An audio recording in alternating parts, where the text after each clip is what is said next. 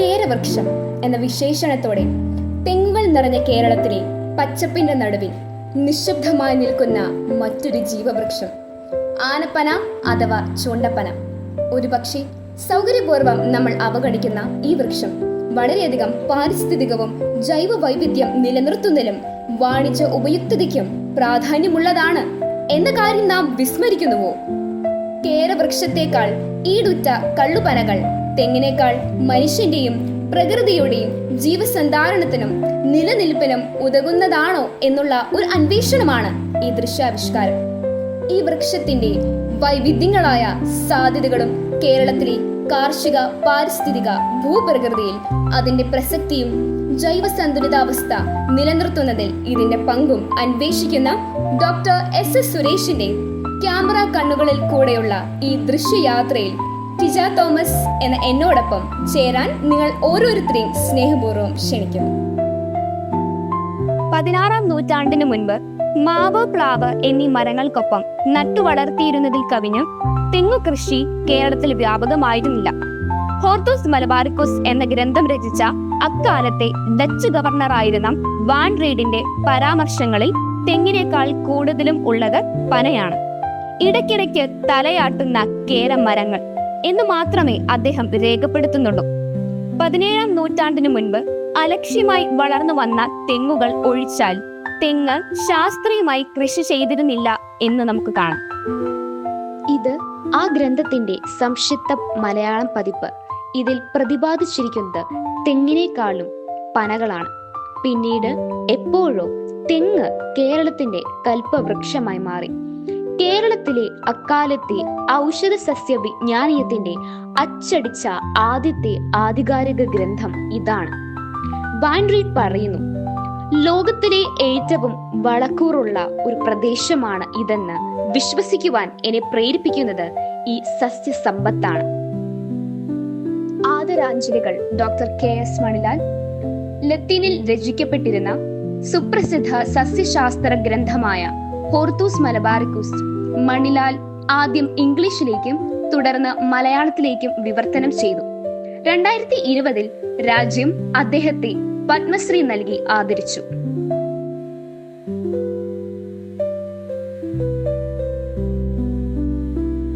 ആനപ്പന, ഈറമ്പന, യക്ഷിപ്പന, കാളിപ്പന എന്നെല്ലാം ഈ പനയ്ക്ക് പേരുകളുണ്ട്. ഇവയുടെ ഓലകളുടെ അഗ്രഭാഗം മത്സ്യത്തിന്റെ വാലിന്റെ ആകൃതിയാണ്.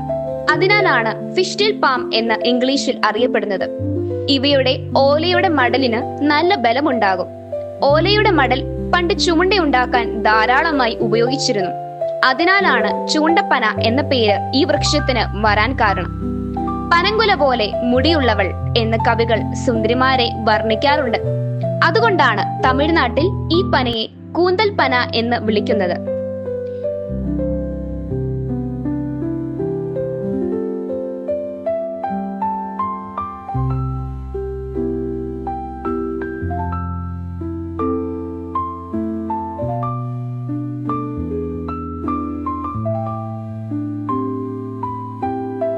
ധാരാളം ജൈവ വൈവിധ്യമുള്ള ഒരു വൃക്ഷമാണ് ചൂണ്ടപ്പന.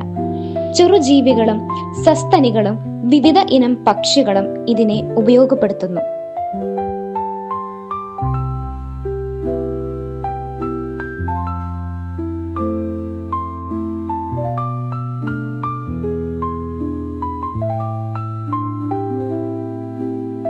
പക്ഷികളെ നമുക്ക് 3ആയി തരംതിരിക്കാം.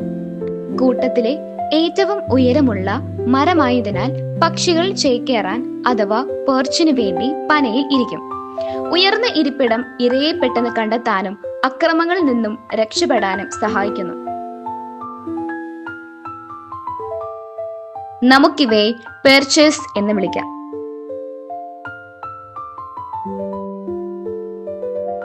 കായ്ക്കനികൾ തിന്നാൻ വേറൊരു കൂട്ടരെത്തും.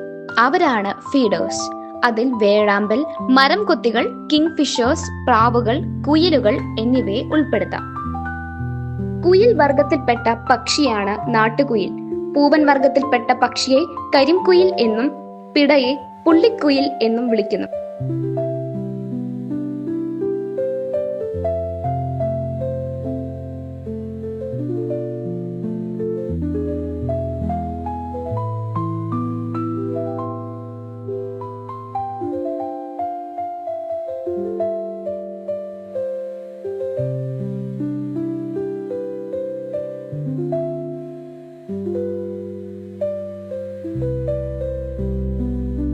നാട്ടുമരം കൊത്തികളും പനം കായകൾ ഭക്ഷിക്കാൻ എത്താറുണ്ട്.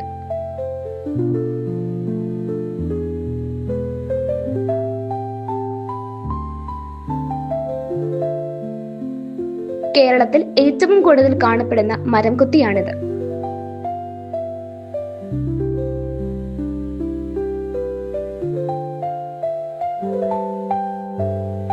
ഇംഗ്ലീഷിൽ ഇതിനെ ബ്ലാക്ക് ഡ്രം ഫ്ലിംഗ്ബാക്ക് എന്ന് പറയും. ശാസ്ത്രീയ നാമം ഡൈനോപ്പിയം ബംഗാലീസ് എന്നാണ്.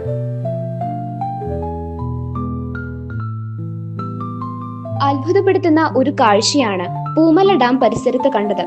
കേരളത്തിലെ മീൻകൊത്തികളിലെ ഏറ്റവും വലുപ്പമുള്ള കാക്ക മീൻകൊത്തി പനംകായ തിന്നുന്നതായി എങ്ങും രേഖപ്പെടുത്തിയിട്ടില്ല.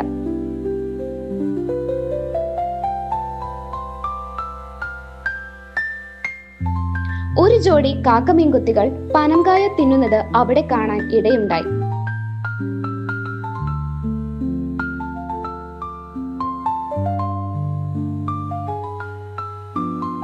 ഈ നിരീക്ഷണം പ്രശസ്ത ത്രൈവാരികയായ ഇന്ത്യൻ ബേർഡ്സ് അംഗീകരിക്കുകയുണ്ടായി. ഇംഗ്ലീഷിൽ സ്റ്റോക്ക്ബിൽ കിങ്ഫിഷർ എന്നറിയപ്പെടുന്ന ഇതിന്റെ ശാസ്ത്രീയ നാമം പെലാനോഗോപ്സിസ് ക്യാപ്പൻസിസ് എന്നാണ്.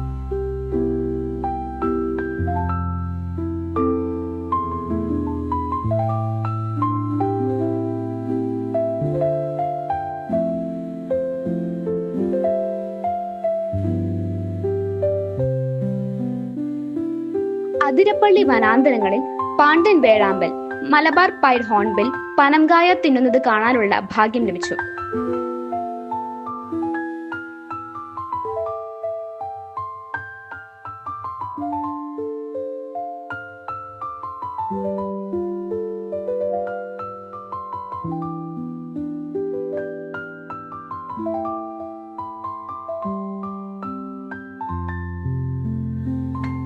കുട്ടികൾക്കുള്ള പാനം കായകൾ ശേഖരിച്ചു കൊണ്ട് പോകുന്നതും രസമുള്ള കാഴ്ചയാണ്.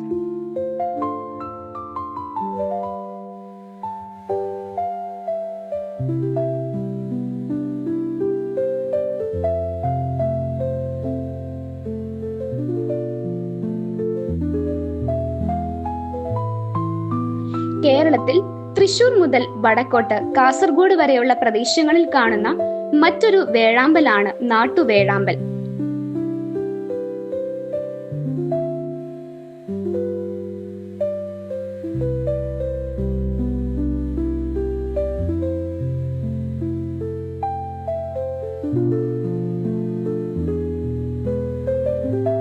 ഇംഗ്ലീഷിൽ ഇവയെ ഇന്ത്യൻ ഗ്രേ ഹോൺബിൽ എന്ന് വിളിക്കുന്നു.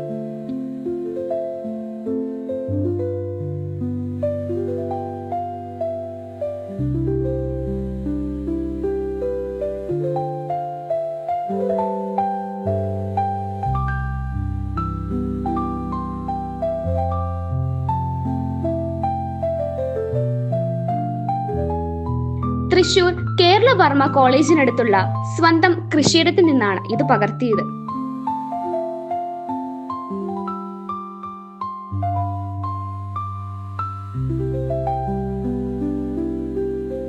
പനം കായകൾക്ക് വേണ്ടി ഇവർ തമ്മിൽ മത്സരവും ഉണ്ടാവാറുണ്ട്.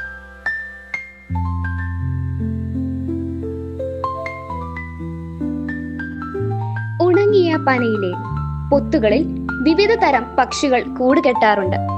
മൂങ്ങകൾ, മൈനകൾ, തത്തകൾ മുതലായവ. ഇവിടെ ഒരു ഉണങ്ങിയ പനയിൽ മോതിര തത്ത കൂടുവച്ചതായി കാണാം. റോസ് റിംഗ് പാരക്കീറ്റ് എന്നാണ് ഇംഗ്ലീഷ് നാമം.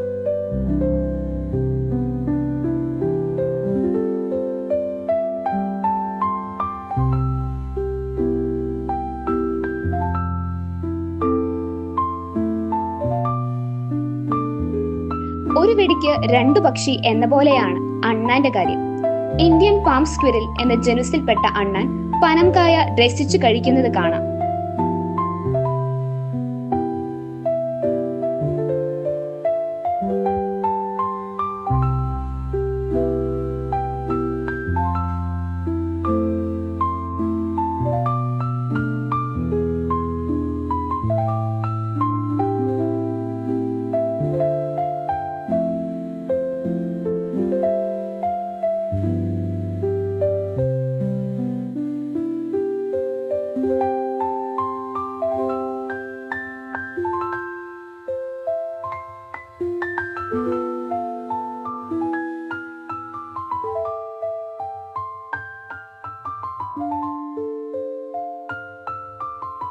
കൂട്ടത്തിൽ പറന്നു നടക്കുന്ന ചിത്രശലഭങ്ങളെയും അവർ പിടിച്ചു തിന്നും.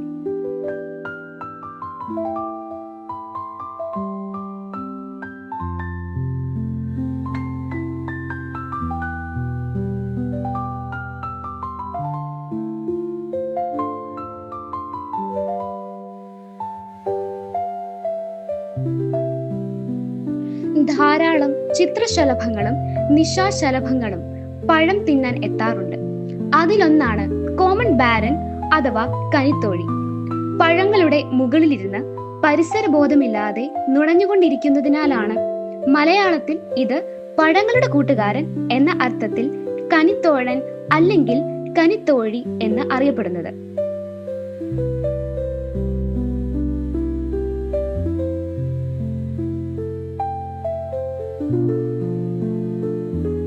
ചീഞ്ഞളിഞ്ഞ പഴങ്ങൾ തിന്നുന്ന വേറൊരു കൂട്ടരുമുണ്ട്. എലിമിയാസ് ഹൈപ്പോനെസ്ട്ര എന്ന ശാസ്ത്രീയ നാമമുള്ള ഓലക്കണ്ടൻ അഥവാ കോമൺ പാംഫ്ലൈ. തെങ്ങ്, പന തുടങ്ങിയ വൃക്ഷങ്ങളുടെ ഓലയിൽ മുട്ടയിടുന്നത് കൊണ്ടാണ് ഇവയെ ഓലക്കണ്ടൻ എന്ന് വിളിക്കുന്നത്.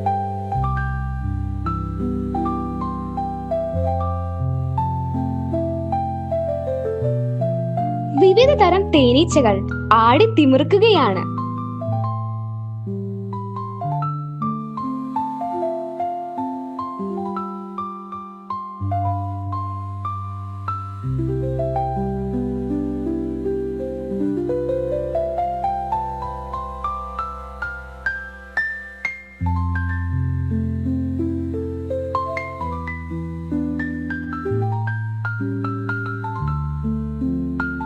ഇനി നമുക്ക് ഒരു പനമരത്തിലെ പാതിരാ ജീവിതങ്ങൾ കണ്ടാലോ?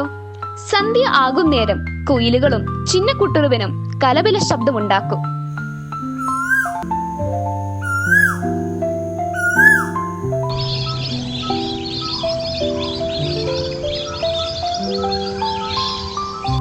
രാത്രിയായാൽ മരപ്പട്ടിയുടെ വരവായി.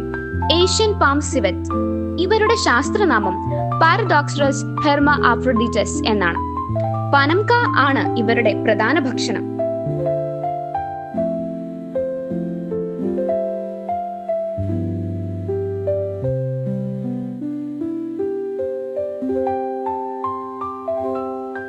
വിവിധ തരത്തിലുള്ള വവ്വാലുകളും പനംക തിന്നാൻ വരവായി. സഹ്യാദ്രി കാട്ടരികളും ഭക്ഷണപ്രിയരാണ്. കാർഷിക മേഖലയിലും പനയ്ക്ക് പ്രാധാന്യമുണ്ട്. പ്രായം ചെന്ന മരത്തിന്റെ തടികളുടെ പുറം പാളിക്ക് നല്ല ബലമുണ്ടാകും. പല ആവശ്യങ്ങൾക്കും ഈ തടി ഉപയോഗിക്കാറുണ്ട്. വളർത്തുമൃഗങ്ങൾക്ക് കൂടുണ്ടാക്കുവാനും നിലം മുഴുവനും കാർഷിക ആയുധങ്ങൾക്ക് പിടി ഉണ്ടാക്കുവാനും ഇവ ഉപയോഗിച്ചിരുന്നു. വീടിലും കാര്യങ്ങളൊക്കെ ഈ പനയുടെ ആണ് നമ്മൾ ചെറുപ്പം പോലെ ഉപയോഗിച്ചുകൊണ്ടിരിക്കുന്നത്. നല്ല ക്വാളിറ്റിയുള്ള സാധനമാണ് പന, പെട്ടെന്ന് പോവില്ല. ഉഴവിന് ഉപയോഗിച്ചിരുന്ന കരിയുടെ നീണ്ട കരിക്കോൽ ഉണ്ടാക്കിയിരുന്നത് ഇതുകൊണ്ട് മാത്രമാണ്. കരിക്കോൽ കരിയുടെ സ്ഥിരം ഭാഗമാണ്. അതിന്റെ മുന്നറ്റമാണ് ഉഴവു മൃഗങ്ങളുടെ കഴുത്തിൽ വെക്കുന്ന നുകത്തിന്മേൽ അപ്പപ്പോൾ അഴിച്ചെടുക്കാവുന്ന മട്ടിൽ കെട്ടിയുറപ്പിക്കുന്നത്. തൂമ്പ, കോടാലി മുതലായവയുടെ കൈപ്പിടി ഉണ്ടാക്കുവാനും ചൂണ്ടപ്പനയുടെ തടി ഉപയോഗിക്കാറുണ്ട്.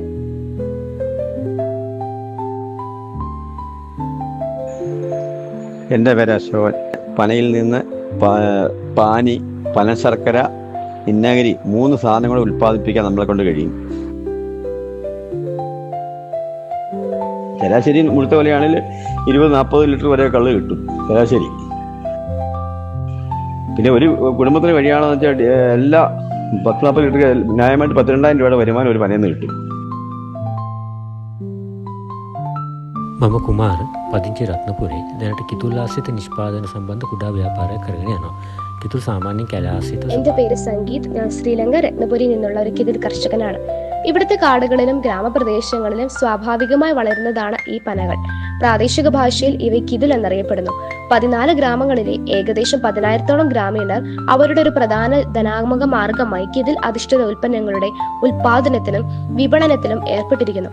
പന ഉൽപ്പന്നങ്ങളിൽ നിന്നുണ്ടാക്കുന്ന വിഭവങ്ങളുടെ സവിശേഷമായ രുചി, സുഗന്ധം, ആരോഗ്യ ഗുണങ്ങളെ കുറിച്ചുള്ള പരമ്പരാഗത വിശ്വാസങ്ങൾ മൂലം പന ഉൽപ്പന്നങ്ങൾക്ക് ഇവിടെ ഉയർന്ന ഡിമാൻഡുണ്ട്. ശ്രീലങ്കയിലെ ഗ്രാമീണ മേഖലയിലെ പല വില്ലേജുകളിലെയും കുടുംബങ്ങൾ ജീവസന്ധാരണത്തിനായി പനയിൽ നിന്നുള്ള ഉൽപ്പന്നങ്ങളായ കിതുൽ പായസം, ശർക്കര, നാരുകൾ, കിതുൽ മാവ് തുടങ്ങിയവയുടെ വിൽപ്പനയിലൂടെ ലഭിക്കുന്ന വരുമാനത്തെ മാത്രം ആശ്രയിക്കുന്നവരുമാണ്. നന്നായി വെട്ടി ഒരുക്കിയ ഒരു പനയിൽ നിന്നും ശരാശരി 10,000 രൂപ, അതായത് $100 പ്രതിമാസ വരുമാനം സാധ്യമാണ്.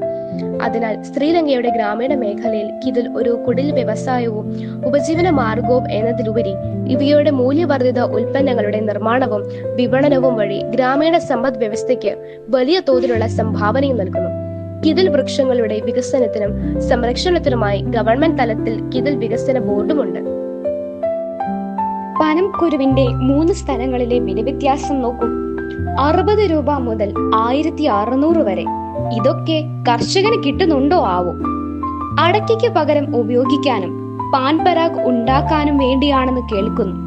പണ്ട് കാലത്ത് നഞ്ചിനു പകരമായി മീൻ പിടിക്കാനും ഉപയോഗിച്ചിരുന്നു. ആദിവാസികൾ ഭക്ഷണത്തിനായും പൂങ്കുല ഉപയോഗിക്കുന്നു.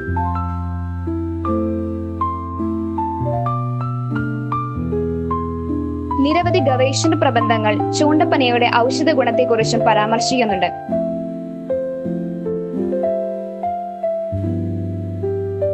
ശരീരപോഷണത്തിന് ആവശ്യമുള്ള പ്രാഥമിക ദ്വിതീയ മെറ്റാബോളൈറ്റുകളുടെ കലവറയും കൂടാതെ വ്യത്യസ്ത ആന്റി ഓക്സിഡന്റ്, ആന്റി മൈക്രോബിയൽ ഗുണങ്ങളുമുണ്ട് ഇവയ്ക്ക്. പ്രമേഹത്തിനുള്ള ലാർവിസൈഡിൽ ആന്റി ഇൻഫ്ലമേറ്ററി മെറ്റാബോളൈറ്റുകൾ, alkaloid, flavonoid, glycoside, saponin, phenolics, terpenoid എന്നിവയുടെ സവിശേഷ ഉറവിടവും കൂടിയാണ്.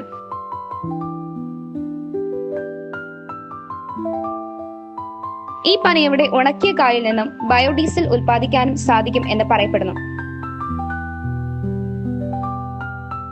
മിക്ക ഗവേഷകരും ഈ പനയുടെ ഔഷധ മൂലത്തെക്കുറിച്ചും പല രോഗങ്ങൾക്കുമുള്ള പ്രതിരോധത്തിനും ഉള്ള സാധ്യതയെക്കുറിച്ച് കൂടുതൽ പഠനത്തിന്റെ ആവശ്യകത ഊന്നിപ്പറയുന്നു. ഇതിന്റെ വാണിജ്യ ഉപയുക്തതയ്ക്കുള്ള ഗവേഷണങ്ങൾ കാണിക്കുന്നത് ഇതിന്റെ പൾപ്പിൽ നിന്നുള്ള സംയുക്തം ഉപയോഗിച്ച് ലൈറ്റ് വെയ്റ്റ് മിനി എയർക്രാഫ്റ്റ്സ്, യൂറൻസ് fibre, reinforced epoxy composite, automobile body പാർട്സുകളിലും ഗാർഹിക ഉപകരണങ്ങളിലും പ്രതിരോധ ഉൽപ്പന്നങ്ങളിലും ഉപയോഗിക്കുന്ന ഭാരം കുറഞ്ഞ മെറ്റീരിയൽസും ഉണ്ടാക്കാം എന്നാണ്. കെട്ടിട നിർമ്മാണ മേഖലയിൽ കെട്ടിടങ്ങളുടെ ബലത്തിനായി സിമെന്റിനൊപ്പം റീഇൻഫോഴ്സ്മെന്റ് ഏജന്റായും സെൽഫ് കോമ്പാക്ടിംഗ് കോൺക്രീറ്റിലും SCC, fish tail palm fibre, FTPF എന്നറിയപ്പെടുന്ന മൈക്രോ ഫൈബർ പനയുടെ പ്രകൃതിദത്ത നാരുകൾ കൊണ്ട് ഉണ്ടാക്കുന്നു. ആനപ്പനയുടെ ജൈവ പാരിസ്ഥിതിക വാണിജ്യ പ്രാധാന്യങ്ങൾ ഉൾക്കൊണ്ട് ഇവയുടെ പരിരക്ഷണത്തിനും വികസനത്തിനുമായി ശ്രീലങ്ക പോലുള്ള രാജ്യങ്ങളിൽ നിലവിലുള്ള കിതുൽ വികസന ബോർഡിന്റെ മാതൃകയിൽ അല്ലെങ്കിൽ നമ്മുടെ നാളികേര വികസന ബോർഡ് പോലെ കേരളത്തിൽ ഒരു പന വികസന ബോർഡ് ഉണ്ടാവേണ്ടത് അനുപേക്ഷണീയമെന്ന് കരുതുന്നു. ഇവയുടെ സംരക്ഷണത്തിനും വികസനത്തിനും ദീർഘവീക്ഷണത്തോടെയുള്ള കൂടുതൽ പഠനങ്ങളും ചർച്ചകളും ഉണ്ടാവേണ്ടിയിരിക്കുന്നു. ആനയുടെ ഇഷ്ട ഭക്ഷണമാണ് ചൂണ്ടപ്പന. അതിനാൽ തന്നെയാണ് ആനപ്പന എന്ന പേരിൽ ഈ വൃക്ഷം അറിയപ്പെടുന്നത്. കാട്ടാനകൾ ഇവയെ മൂടോടെ മറച്ചിട്ടാണ് ഭക്ഷിക്കാറ്. ചൂണ്ടപ്പനയുടെ തടിയുടെ അകത്തുള്ള അന്നജം ആനയുടെ ഇഷ്ട വിഭവമാണ്. ആയതിനാൽ പശ്ചിമഘട്ടത്തിലെ കാടുകളിൽ ഇവയുടെ എണ്ണം വളരെ കുറവാണ്. ചില മനുഷ്യ സംസ്കാരവും ആചാരങ്ങളും ആനപ്പനയുടെ നിലനിൽപ്പിന് തന്നെ ഭീഷണിയായി തീരുന്നു. ഉദാഹരണത്തിന് തമിഴ്നാട്ടിൽ കൂന്തപ്പനൈ അല്ലെങ്കിൽ കുഞ്ചപ്പനൈ എന്നറിയപ്പെടുന്ന ഈ പനകൾ ആഘോഷവേദികളുടെ കമാനങ്ങൾ ഉണ്ടാക്കുവാൻ വലിയ തോതിൽ ഉപയോഗിക്കുന്നു. തമിഴ്നാട്ടിൽ പ്രത്യേകിച്ച് തേനി, മധുര, പഴനി, ദിണ്ടിഗൽ ജില്ലകളിൽ ഈ വൃക്ഷം അലങ്കാര പന്തലുകളിൽ ഉപയോഗിക്കുന്നു. സസ്യജാലങ്ങൾക്ക് ഹാനികരമായ ഇത്തരം സാംസ്കാരിക പ്രവണതകളെ കുറിച്ച് ബന്ധപ്പെട്ട അധികാരികൾ ആലോചിക്കേണ്ടത് അത്യാവശ്യമാണ്. ശ്രദ്ധയാം വിത്തു പാകി തപസ്സാം നീർ ചൊരിഞ്ഞും പ്രജ്ഞയാം കലപ്പയും നുകവും കൊണ്ടുഴതും മാനമെൻ കരിക്കോലായി മനസ്സോ നുകക്കഴി മാറാത്ത സ്മൃതി സ്ഥൈര്യം കുഴുവും ചമ്മട്ടിയും.